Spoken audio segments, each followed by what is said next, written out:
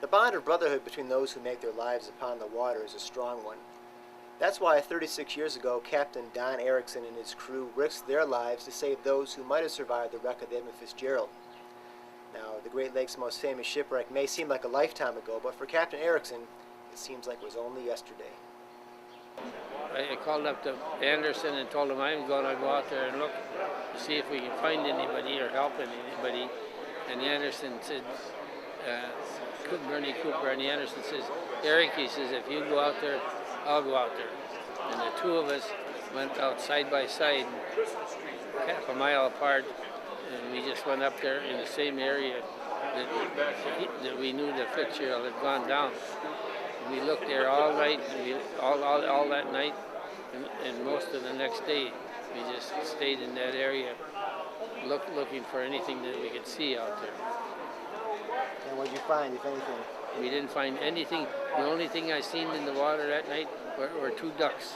The sea is running 30 feet, and the waves are there, coming right on the pilot house. Was your life and the life of your crew in danger because of the rough seas? Oh yeah, but our whole crew says, I asked them, everybody on the crew, asked them, are you afraid to go out there? And they said, if I wanted to go out there, they would go any place with me. I knew a lot of the crew on there, and they were friends of mine, and I wanted to do the best we could to find anything. At 4 o'clock in the afternoon, the Fitzgerald got close to Caribou Shoal.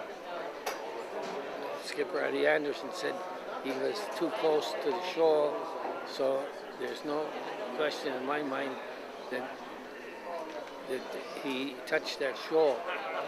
Because just after that, just after 4 o'clock in the afternoon, he called up, Fitzgerald called up the Anderson and said that he was making water, that he had a list, and he lost a couple of rails.